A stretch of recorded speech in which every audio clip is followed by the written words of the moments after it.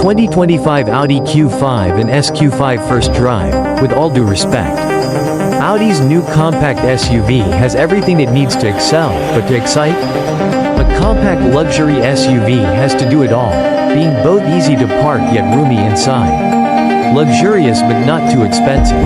Sporty but comfortable, and the 2025 Audi Q5 does.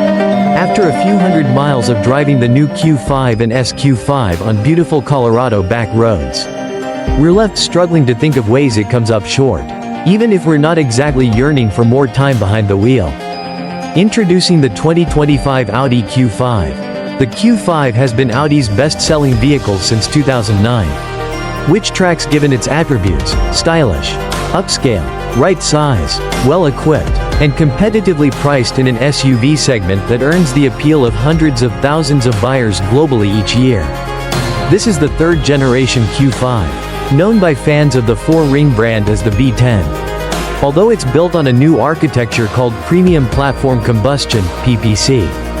In contrast to the PPE basis of the Q6 e-tron and other Audi EVs, the 2025 Q5 doesn't remix Audi's winning formula.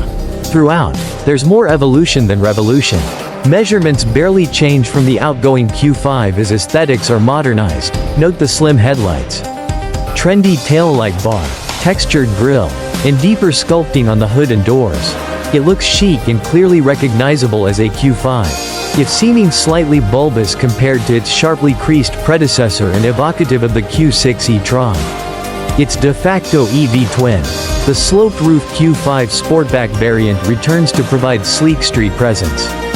Despite the nearly carryover exterior dimensions, the 5-seat 2025 Q5 gains some cargo capacity, plus added space in the door bins and center console. The cabin design uses more shape, texture, and color variation to mostly escape the starkness of the previous generation. In the so-called digital stage, an 11.9-inch gauge display and 14.5-inch infotainment touchscreen are combined within an enclosure curved slightly toward the driver.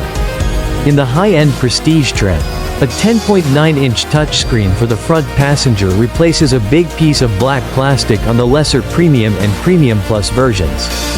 Engine hardware is similar to before, although the turbocharged four-cylinder gains variable vane turbocharging and other changes aimed at improving drivability. Fuel economy is no better or worse. Another plug-in hybrid powertrain is rumored to be in the works. The Q5's 2.0-liter turbo i4 now produces 268 horsepower, an increase of 7 horsepower, good for a 5.8-second 0–60 mph run. According to Audi, meanwhile, the SQ5's 3.0-liter turbocharged V6 makes 368 horsepower. A good gain from the 349 horsepower it made last year, cutting the quoted 0–60 time to 4.6 seconds. Both engines are linked to a 7-speed dual-clutch automatic transmission and Audi's signature Quattro AWD system. Air suspension, an uncommon offering among compact SUVs, is equipped on the high-end Q5 Prestige and every SQ5. Its height adjusts based on drive mode, lowering in dynamic and raising in off-road. New Q5 makes it hard to complain by how the Q5 drives. It pulls off a rare feat, endearing without emotion. While some rivals chase cosseting comfort or driver engagement, the Q5 instead makes an impression through pragmatism. Like with the Q6 e-tron, Audi's signature tuning style results in an anodyne yet competent package. Dynamically, the Q5 does enough. There's sufficient power from its turbocharged engine, distributed adeptly through Quattro, as demonstrated across the long section of damp dirt road on our drive route.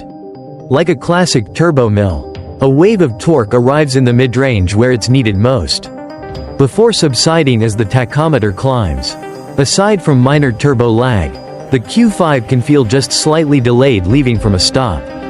A vagary of dual-clutch transmissions as their clutches mesh to send torque to the wheels. Once underway, shifts are quick, crisp, and nearly imperceptible. Beyond the steering ratio itself, the steering wheel's large diameter contributes to the Q5's relaxed and uncomplicated road manners. On the air suspension-equipped Prestige model, Ride quality feels more firm than plush when encountering bigger pavement imperfections but remains smooth and steady on textured surfaces and through gradual curves. The brake pedal is surprisingly reactive at the top, almost grabby but not quite, before quickly building into firm stopping power deeper down. The SQ5 could use more S.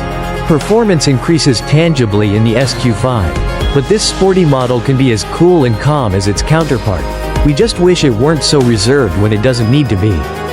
Thanks to standard air suspension, the SQ5 feels stable and composed like the Q5.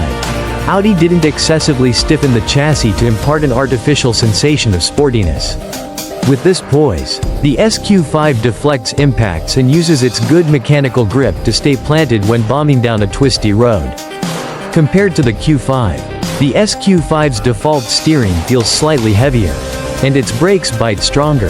Still, this tuning is well within the range of viability for comfortable everyday use.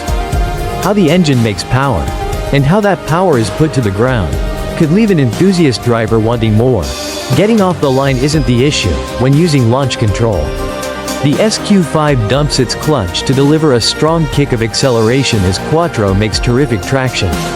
Rather, it's once underway where the V6 suffers a soft feel, both from slight turbo lag and a lack of top-end oomph, which is compounded by the transmission's hesitancy to downshift into the power band. The SQ5 often feels about 2 seconds behind the commands of its driver, making involvement and engagement distant.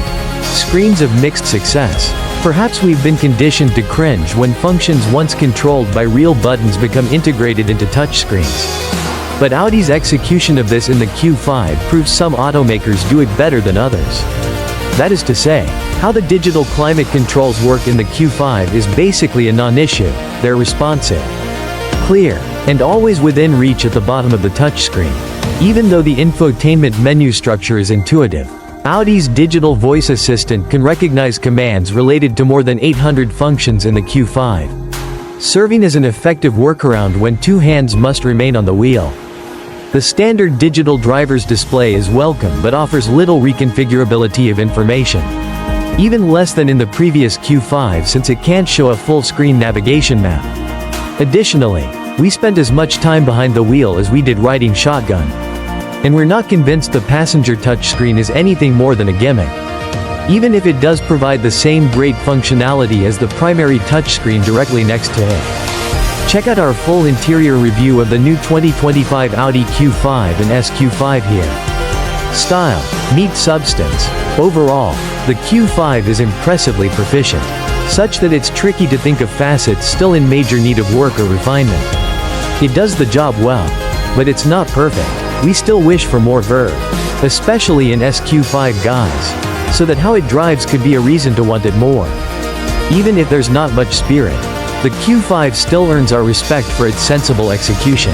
It's a complete package that should excel as a daily driver, a premium one-car solution ready to meet life's needs with panache and practicality.